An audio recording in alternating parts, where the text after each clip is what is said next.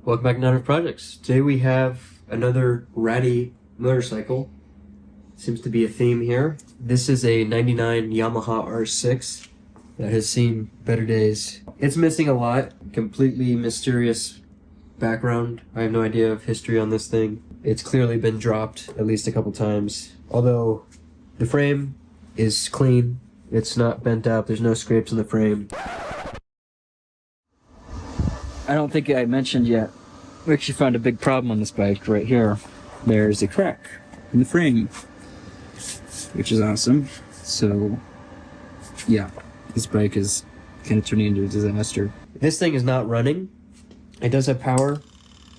That's about all we know. So, let's just try cranking it over real quick so you can see how it's doing.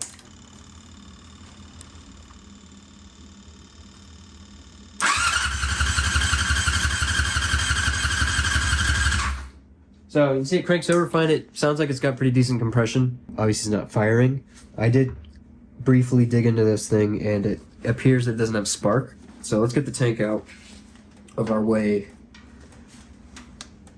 so that we can get a little bit better look at the spark plug area. So we're looking pretty complete under here. Nothing super out of the ordinary. Just a whole bunch of breather lines and stuff in our way. So obviously this bike's carbureted. We got constant velocity carbs. I'm sure this is gonna have carb issues, so we'll probably be digging into that, but first let's double check that we still don't have spark. It came with a few extra parts. It came with a new set of coils, so I don't really know why they thought they needed new coils, but here we are.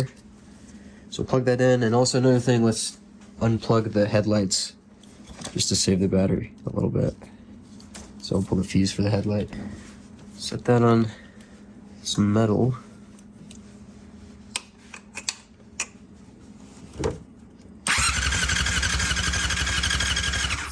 Nothing. And I think from the brief amount of research I did, this has two banks.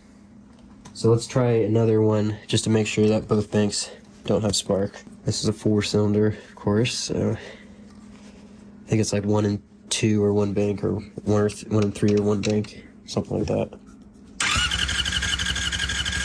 Yeah, no spark. This has an electronic ignition. Of course, this is the CDI box, I believe, right here.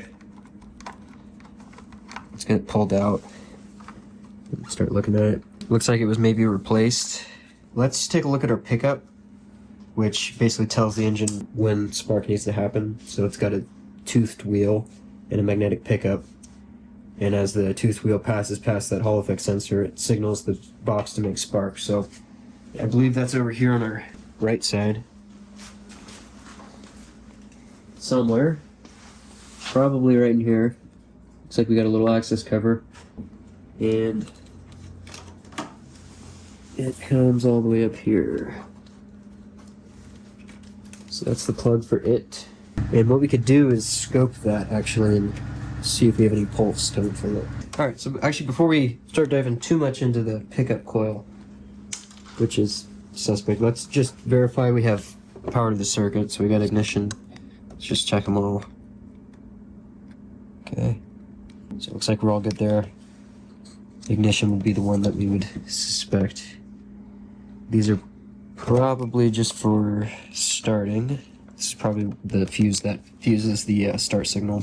Also just do a quick look around for any loose wires. We do have a loose wire here. This, I believe, is the fuel light. That's interesting. Kind of crappy splicing going on there, so we'll want to check that, but I don't think that's related. Okay, so let's grab a multimeter, and there is a spec that Yamaha specifies for the pickup coil resistance, so we'll measure that. So Yamaha specifies about 300 ohms across this pickup coil. Another thing we're going to want to check are all of our safety switches, because those interrupt spark. So kickstand switch, neutral switch. Yep, so that's right on spec. That's probably okay, which leads me to think we got maybe a safety switch issue. So I'm gonna look at the diagram and see which wires correspond to which, and we'll check them. So I can do a quick kickstand switch in there. Alright, so it seems like the kickstand switch isn't actually working, so that may be a problem. Let's put a jumper in here and see if that gets a spark. Okay, that should bridge the gap. Let's pour our coil on. Looks like our negative terminal's loose for some reason. Let's see if we can get it on there good enough just to check.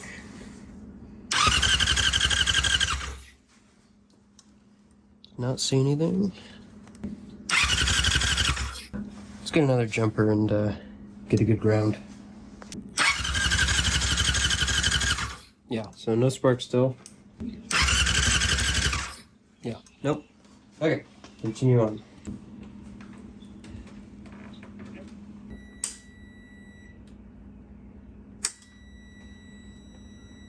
Okay, so it seems all of our safety switches have been bypassed. The neutral switch, no matter what gear you put it in, says neutral and it'll crank without pulling the clutch in. But one thing I found is if we check our wiring to the coils here, so one side should go to battery positive, which it does. The other side is a ground that's interrupted by our ignition box, so it should just be straight over to one of these wires, which it's not. And I also checked over on this one.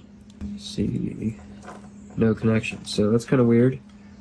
Unless I'm missing something on the wiring diagram, that should just go all the way around. So let's pull this fairing off so we get a little bit better look. Okay, so this is our coil wiring here. Looks like it's not been touched. So let's keep following it and see. So it just comes back into this main harness here. Just should be into there, so let me double check our wiring diagram. Let's see. Alright, so our wiring to the coils actually seems fine. This is not the CDI. This is the charging regulator. The CDI is in this box. They call it the ECU, even though it has carburetors, so it's not fuel injection.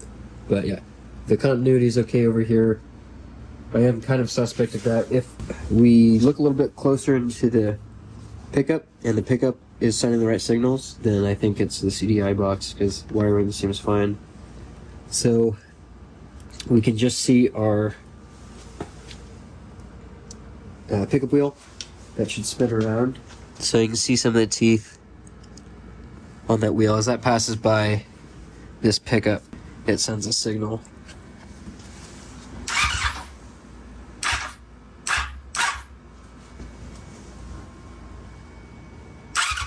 Okay, so it is spinning. Let's maybe probe it with an oscilloscope and see what kind of signal we're getting out of it. Alright, so this is way overkill as far as a scope for what we're trying to do. But we will just do a single capture while we crank and see what we get.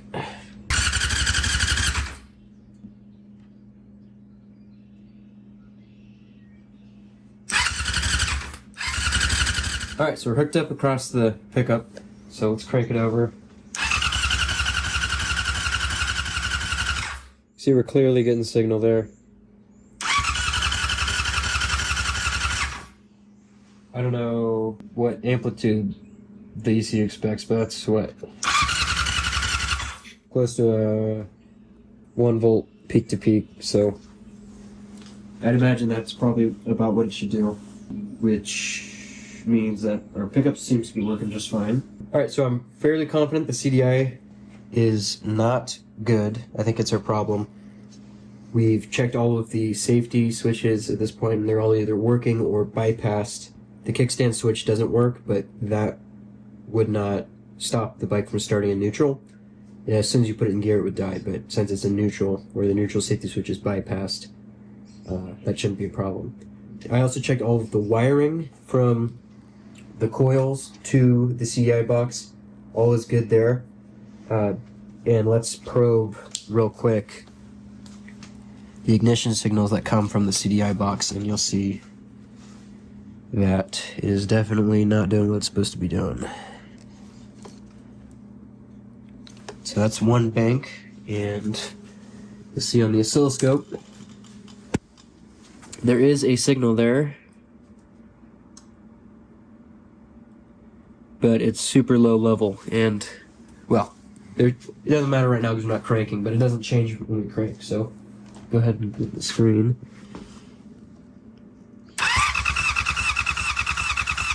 So you can see on crank, nothing happens. It does have a, let's see if we can zoom in. So you see the maximum voltage is about 6 volts. This should be going to, like, you know, at least a couple hundred volts. So that's why I suspect this is no good. All the wiring's good, everything points to that. So hopefully that's it. These almost never go bad, so it's kind of an interesting failure. But these are kind of expensive. It's like $200 at the low end for a new one of these, or a good used one because they don't reproduce them. So just to verify that we're not dumping money into a trash heap, which we kind of are, but let's make sure that the engine actually has compression. So let's pull all of our coils, pull the spark plugs, and just verify that we got good compression. Alright, so we got all our plugs out. It had all brand new plugs. Somebody's firing the parts cannon before us, so let's feel each cylinder. Just put my finger over the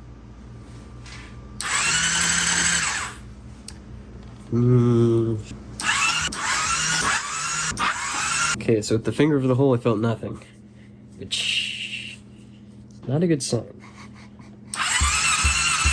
Let's throw a jump pack on here real quick.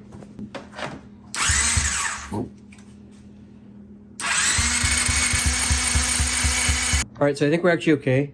I kind of forgot how small the cylinders are on this. Like on a car, you put your finger over the spark plug hole, and if it blows it off, you know it's at least got something. On this, it's only 600, so each cylinder's only got, you know, like a little over 100 cc of displacement. So you add this whole amount of volume, and it's not going to make much compression. But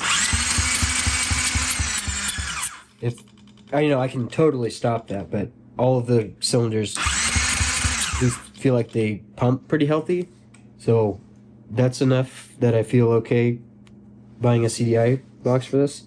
Worst case, there's a lot of good parts on this, so sell parts. But I feel pretty confident now that the engine's okay, so I'll get a CDI box in the mail and we'll plug it in and hopefully a spark. Alright, so we got our new CDI box. Let's plug it in and see if we end up with a spark. Kind of weird. This is I think a 2000 to 01 box. Or might even be later than that. But this is a 99, at least that's what the title says, I think. So kind of weird that it has a later wiring harness. Looks factory though. Just need to put a spark plug in and test. Alright, place your bets.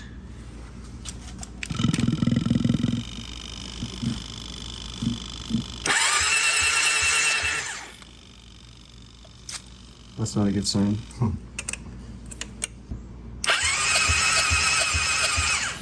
Let's put the boost pack on.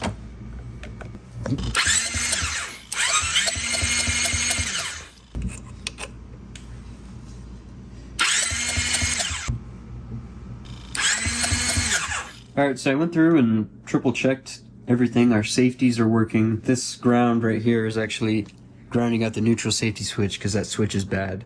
But with that disconnected, the clutch switch works and the side stand switch works. It's just, if the bike's in neutral, the other two safeties are ignored. So that shouldn't matter. So safety-wise, we should be good. All of our switches seem to function. Our diode/relay box checks out fine. And all the wiring seems okay. So I'm gonna pull our cover here so we can get a look at our pickup. The sensor itself is fine because it has continuity, and all it is it's just a big inductor. So as long as there's continuity, the coil inside is working, and how it works is it works on the Hall effect. So there's the trigger wheel, and as that moves past that inductive pickup, a voltage is generated. That voltage is then taken by the CDI box to start the spark, just a trigger. So as long as we got continuity, which we do, and it's the right range of resistance, the sensor should be fine. But what I'm wondering is maybe it's not close enough to the wheel or something. Who knows? We'll find out in a second. But I don't think it's actually adjustable in this bike. And I think it bolts to this cover, and it has locating pins. But who knows? Surprisingly, this is the only crash damage on the bike, which is pretty amazing. This has obviously been, I mean, other than the fairings, obviously.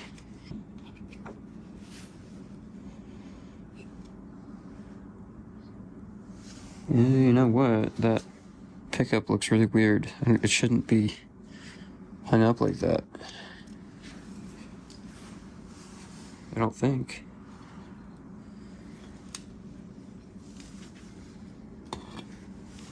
Yeah, it seems like it's tilted up. See what I mean? That would definitely cause a low signal. Make sure everything in here looks good. Cam chain's nice and tight. No big metal flakes or anything, which is always a win. Alright, let's get this pulled out of here and get a better look.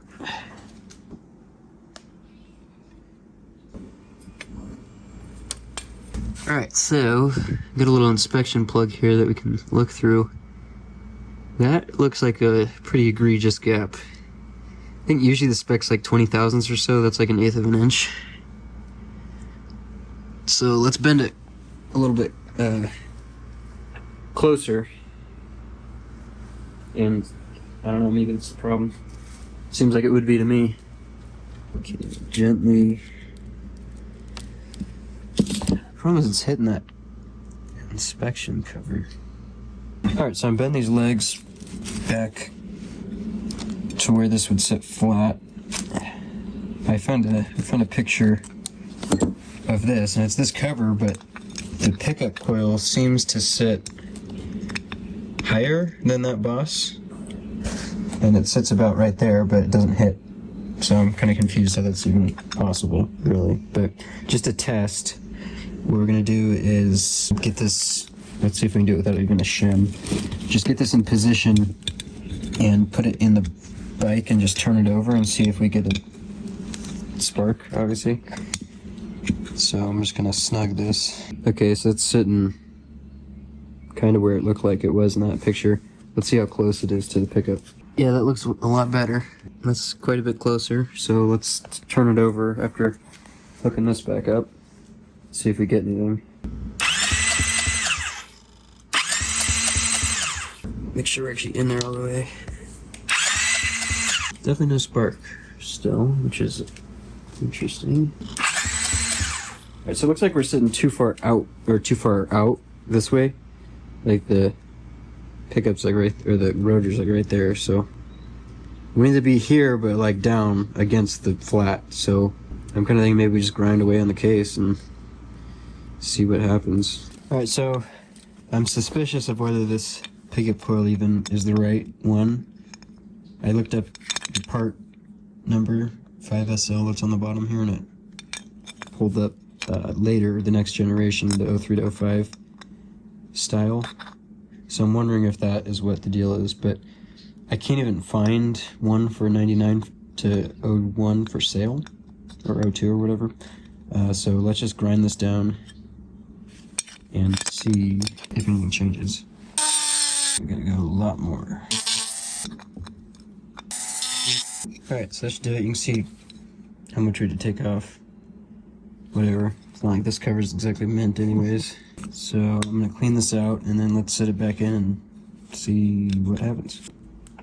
Alright, just for fun, let's take a close look. Huh, it's even farther off. That's not gonna work at all. Yeah, this must be a different sensor. Alright, so now the sensor ring is like right here where my fingernail is. So it actually needs to go up. the actual positioning this way is good, but yeah, we gotta go up. So I guess just to test, let's throw a couple washers in there or something.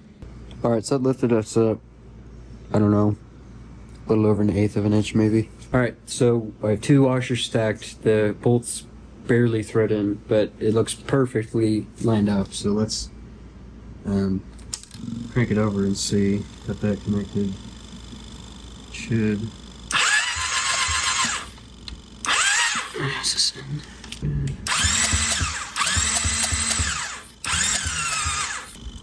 In searching for a new ignition or a new pickup coil, I found a listing for one on eBay, and for whatever reason they're only available from Europe. I don't know why, but in the description it said that the one for the 99 to 01 or 02 could be adapted to the later models, the 5SL, which is what that ignition pickup is, by swapping the leads on here. I don't know how they knew that or where you can find that out, but we swapped it, and check this out. Yeah, we got spark. So I should have just not ground off that piece because it probably worked as it was, even though it was super janky. But let's pull that back out, see if we can somehow situate it so we don't need any washers to shim it up. All right, so we got this bent up enough to where it's gapped up proper, and we got spark still. So we're gonna just put a skim coat of silicone on this, seal it up, and we'll put it back on. All right, plugs and coils are back in, so let's shoot some carb cleaner down the throats. Just see if it coughs.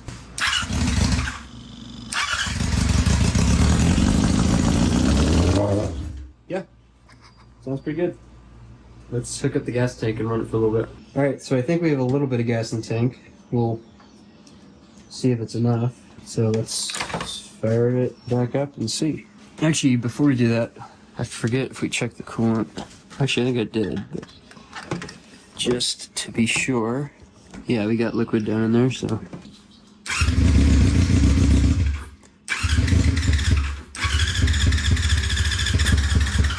I think we may not have enough gas in there, because there's hardly any in the tank.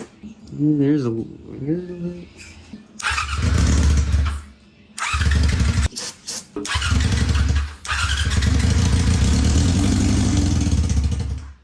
Yeah, I think we just need to go get more fuel, because we gave it some carb cleaner right off, so we do that and we can test. Let's see if she'll fire up. Choke on.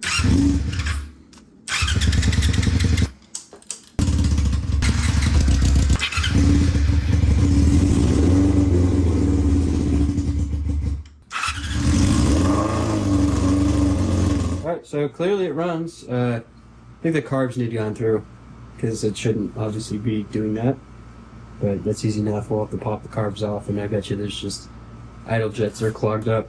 All of the mounting clamps were already loose, so that's a great sign.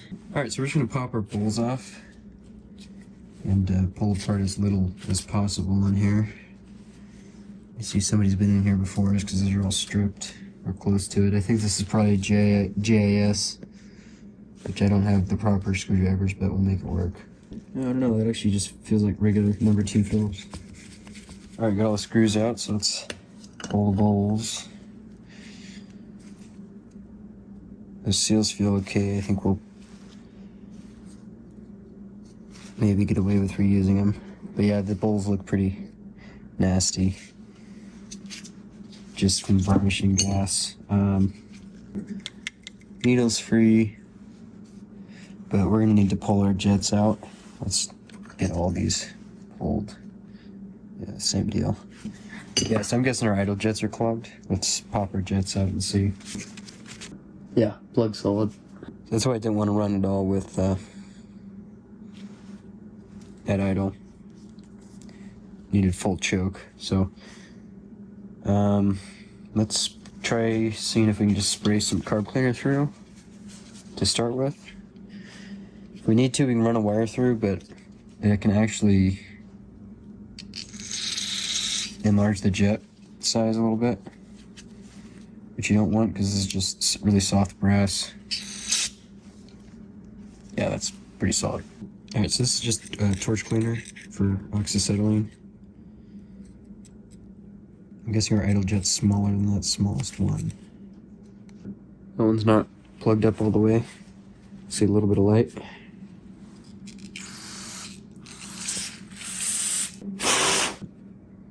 So our main jets are also a little cruddy, but they're way bigger, so they don't really plug up. It's our emulsification tube, or whatever you want to call it. I think that's supposed to be a blind hole, so we should be okay there. Diaphragms will feel okay. But I think we're going to need to get a carb kit just for the bowl gaskets at the very least, because these probably are not going to seal. You see how flat they are?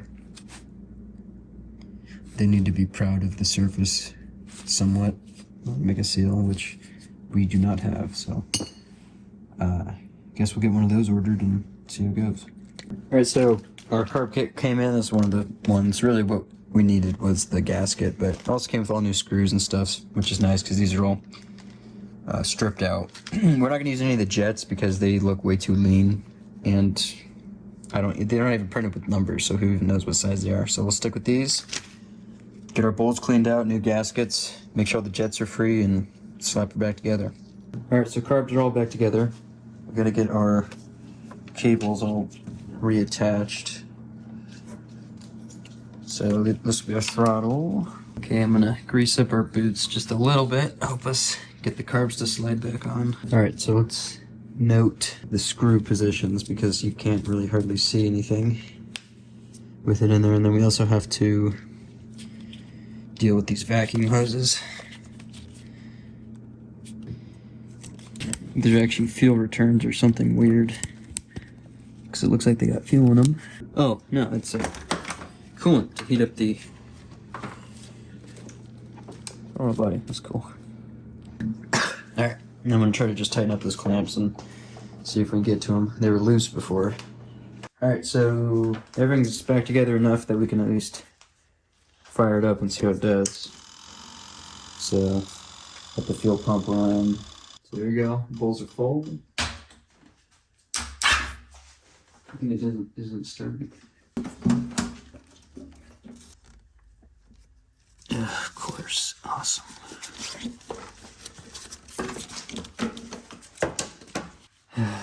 Should replace those when I had the chance. Well, looks like we're leaking from the O-rings, which means you're gonna take the carbs apart. Yeah, big time. Okay, should have done that. Pull them back out. Alright, so we got the carbs split apart. The reason why this joint was leaking is because they took out the O-ring and put Teflon tape, which I think this bike was probably a meth project. I don't know if I mentioned that already, but that's what this looks like to me. So hopefully you got these in stock. So let me check what we got.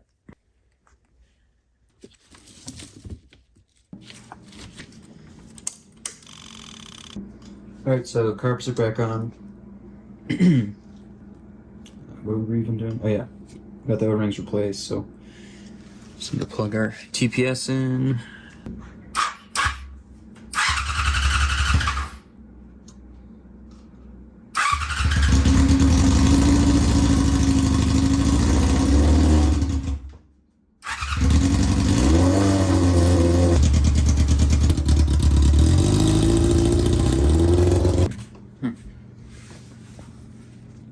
Alright, so we're gonna sync our carburetors. It seems to run pretty good, but I can tell our carb sync is way out. Actually, notice this one was open way more while it was on the bench, I saw. So we're gonna pull our vacuum hoses. Alright, we're all hooked up. Unfortunately on this bike, it seems like to adjust them, you gotta open the throttle away, so what we're gonna do is just, we'll get our reading, get an idea, and then we're gonna have to shut it off and go back and forth, because without the exhaust it's so loud I do not wanna rev it up that much.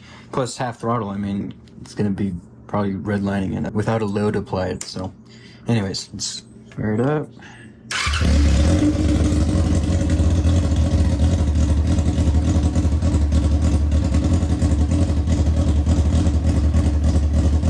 Yeah, sure enough, way off. These two are actually pretty good relative to each other. Pretty much dead on, but you can see bank to bank. Yeah, these two are way off. So this one needs to shut some more. So let's open that up. Put a little more into it. Give that a go.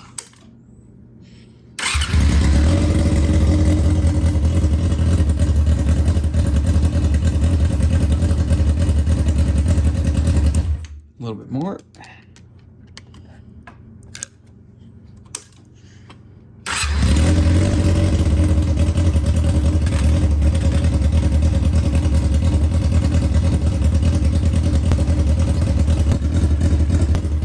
A little bit more on this.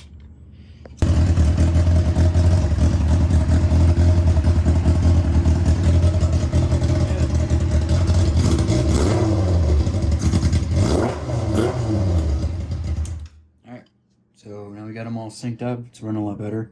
I think that hesitation with the tip in is just from not having the air cleaner on. So hopefully that will resolve itself. But let's plug these all back up. We can get the air cleaner on and see how it runs.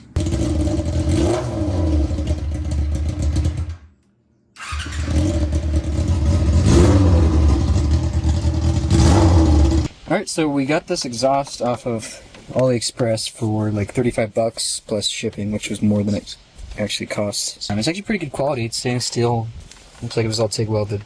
Yeah, the only thing is the diameter was incorrect for the header pipe coming off the bike. So we did double up these mesh gaskets in order to actually get it to seal. But seal's okay now, and it actually sounds not terrible, and it looks pretty good. So can't really complain about that for 35 bucks.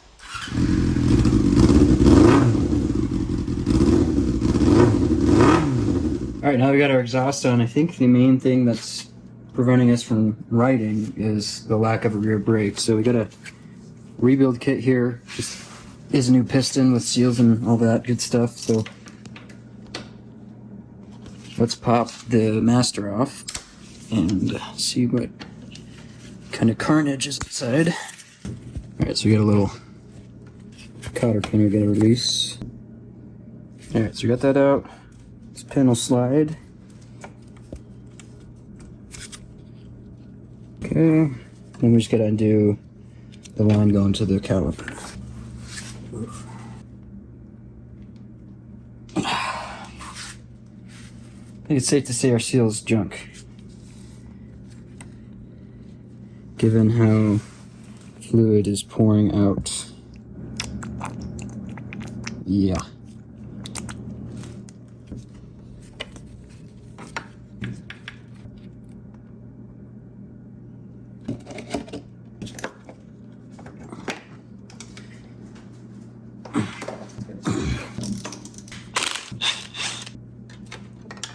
Alright, so now we just got a snap ring we gotta pop out here.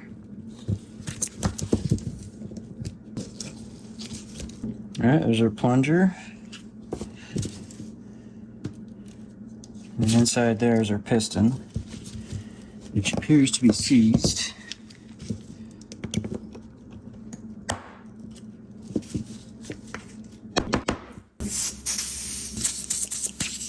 Not enough pressure.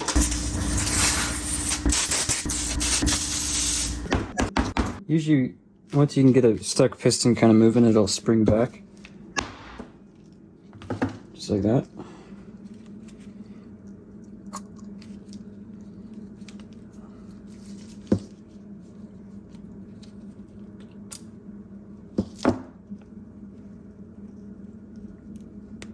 Bunch of crud in there. That seal doesn't look amazing, but it's actually not completely trash. Not that we would ever reuse it. Got another seal and our return spring. Alright, so the bore actually doesn't look terrible. There's just a bunch of crud in there. So we'll spray that out really good, and let's compare our new parts, which are hopefully the correct ones. That looks good to me. You can see how it's kind of like an umbrella seal. It's flared out towards the pressure. The old one, you can see it's basically lost all of its springiness. So what happens is when you put pressure on, it pushes against the inside of that lip and makes it seal even more against the wall, the bore of the piston.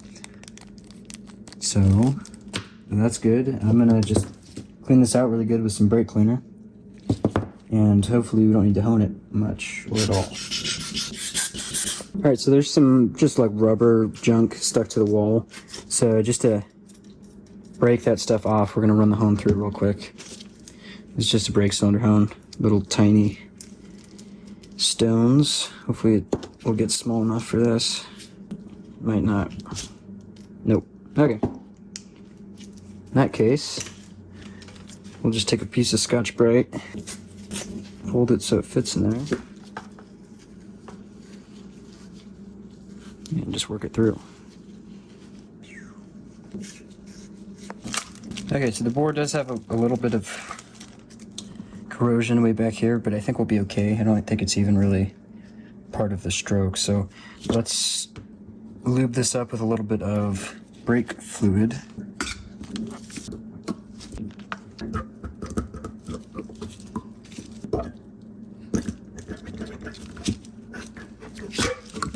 So that moves a lot freer. Might as well go ahead and replace our snap ring and the boot. Hopefully we don't have to take it too far apart. Alright, so now we should just need to work the snap ring over and get it set back in. Well, it's at least pushing some fluid now. So that is better than it was doing before. Just gotta get our boot seated down all the way. And we also got some new crush washers. We want to clean our banjo bolt too. You can see how much buildup there is on there. Alright, let's go put this back in. So this all probably means that we should go through the caliper. But we'll see, at least for now, if we can make it work. Just so we can take it out and test ride before getting anything else for this. Alright, before we hook everything up, let's bleed, because we can just use our hands to push the plunger in. So we'll just top our reservoir. Alright, let's get a wrench so we can open the bleeder. Oh, there we go, got some fluid flowing. Alright, so we got some brake pressure building up now. So we'll remount it and then we can finish bleeding off the car, or bike, on the bike. Alright, so the front works, but somebody messed with it, so it's really soft. I don't know if they tried to bleed it or something, but it does kind of work. And the fluid looks a lot better in here. Still old, but actually now I'm looking at there's a bunch of sediment, but we'll dump it out. Yeah, there's some nasty stuff. Alright, so I'm getting our clutch adjusted because it was way out. Looks like either the cable's really stretched or the clutch is really worn out, because we're having to take up a lot of slack.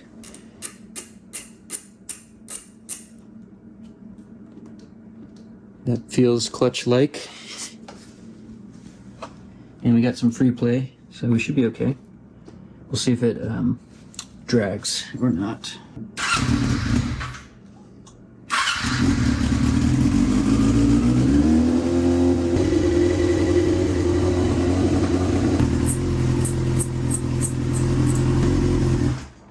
Thought it was a neutral. Be nice to have a neutral light. Pull this junk fairing off. Alright, so I think we're ready to at least take it up and down the driveway. Throw a helmet on, because why not?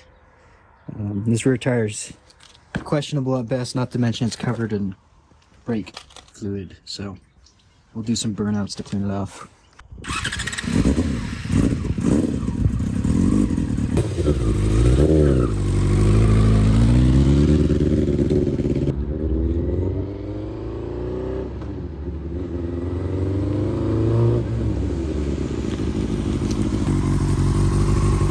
Well, it seems okay up and down the driveway. I guess I'll rip it up and down the road real quick, and hopefully all is good. We'll find out.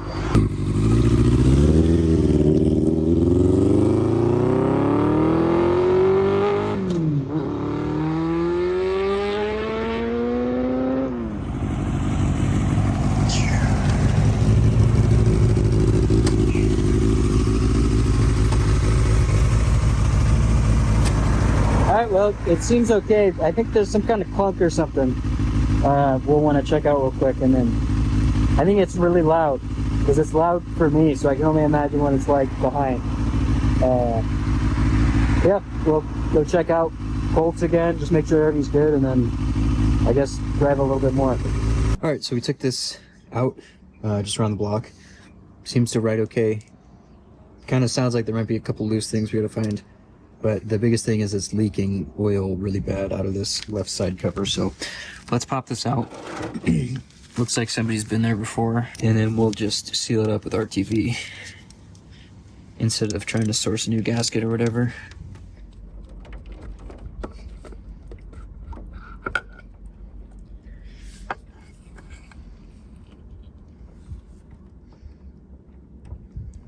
Oh, that's why it's leaking. It's because he... I think. Here's the cover off. This houses the stator, obviously. I think these are kind of known to go bad, and it looks like we're missing a bolt for some reason. Somebody's clearly been here before us, and that's why it's leaking so bad, is they tore the gasket and just bolted it back on. But whatever. Kind of an interesting setup here. Here's our starter, and then had a little intermediate gear. But anyways, I'm gonna clean this up, and then we'll work on resealing it. It did come with a new stator because the guy that owned it before us got it non-running, and he just threw parts at it. I don't know why you would think the stator would make it not run, but anyways. This one looks okay, I think, and it seemed to charge, so we'll just leave it be. Alright, so taking a look at the stator in better light, the windings actually look pretty cooked. You compare it to this new one that came with the bike. And also looking at the connector, well, first of all, somebody's been here before us because they just crimped this onto the connector that plugs into the bike, and they were garbage crimps because I pulled them right out. But the actual connector itself was kind of melty, so obviously we have something going on wrong here. So we'll put the new one in because we got it, and because this one does not look very healthy. Just don't understand how you replace a stator and you lose a bolt. I just don't get it. But whatever.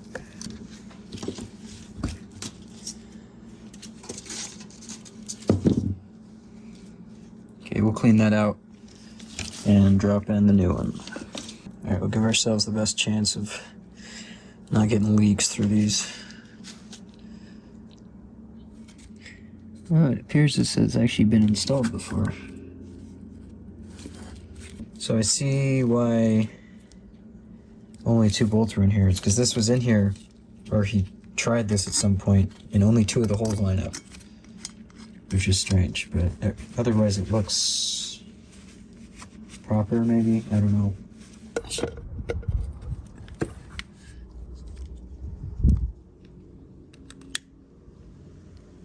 Alright, so after fixing that oil leak, we took the bike out for another shakedown ride and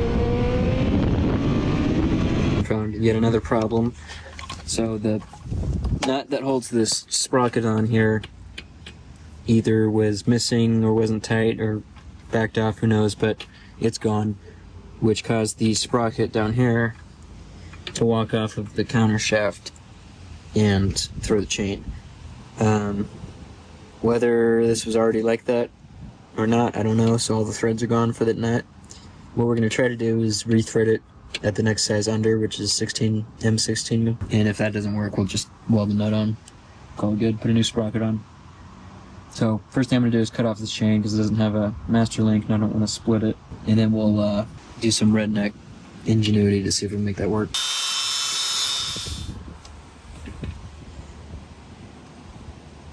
Yeah, so we got a ways to go. I don't think M17 is an actual size, so it's not a common one. I think originally this was an M18. So you can see it took a whole millimeter off.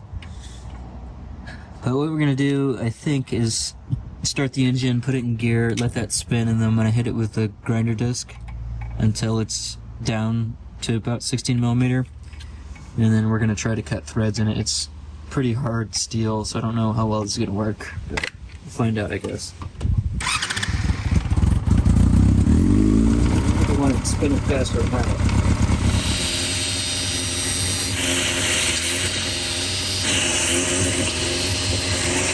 Poor man's lathe.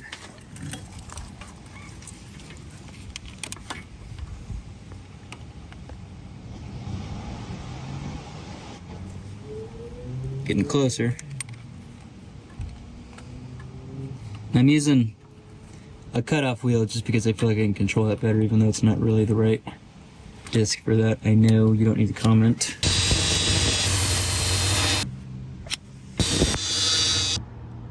Alright, so we're right under 16, which is what I wanted, because I think it's going to be really hard to get the die started. So I intentionally went a little over. Yeah, we'll see. Let's put this in first gear.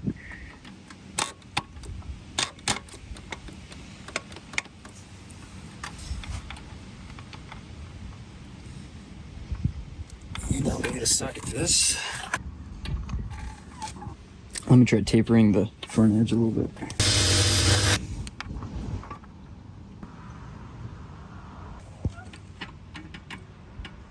Alright, so that shaft is way too hard to use that die, and I don't want to deal with having to get a harder die and stuff. So we're just going to weld this washer on, which will be totally fine. We're putting a new sprocket on, so I mean, when the sprocket needs change, you just cut the welds. And I believe these counter shafts for the 99s have weak dogs for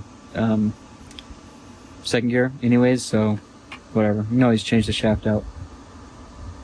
I don't think I mentioned yet, we actually found a big problem on this bike right here. There's a crack in the frame, which is awesome. So yeah, this bike is kind of turning into a disaster, but that's okay. It looks like you can get new frames for pretty cheap. Not new, but like good used frames with titles for pretty cheap. So that will probably be a winter project, but we'll just monitor it for now. I don't think that sprocket's probably supposed to move. Think it is? I don't think so. Alright, so one thing I overlooked is I think the original set has a washer that's splined that goes in between the nut and the sprocket itself. So this has some side play. I think we'll just leave it. It should be fine. I mean, it's engaged fine, it just has side play. Being a chain drive, I mean, it's just kind of finds where it wants to be. So, good enough. I mean, ideally we need to change that shaft anyways, so, I mean, if we end up doing a frame swap over the winter or whatever, then maybe we just split the case and change it out. And yeah, put way too much time and money into the bike, but that's fine. Alright, so we got the chain off, pull the wheel, and replace the tire, because this one's not great.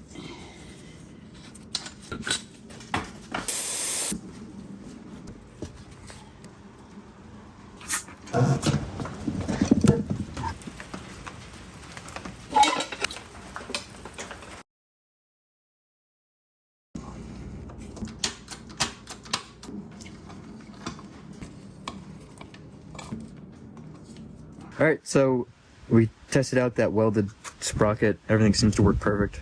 Ridden around a bunch. Last thing is, the bike had a bad neutral switch. It came with one that was like an Amazon cheapo. So we put it in and it immediately snapped, because anything past finger tight just snapped it. So, got a Yamaha one. It looks like it's a lot better quality, so we'll put that on and think that's just about it as far as mechanical issues on this. Alright, yeah, so it just sits into the hole back here. So this has been getting ridden around quite a bit in the past 2 weeks, and it seems to be pretty much all good mechanically. No real issues as far as riding it and driving around. Obviously, we still have some cosmetic work to do. Ran into a lot of weird issues on this one that were kind of interesting to work through. Next time we're on this, we're going to be dealing with the more cosmetic side. We should have some new fairings coming, and we also got to deal with getting all our turn signals and whatnot on there. But as far as mechanically, seems to be running perfect. So thanks for tagging along, and see you guys next time.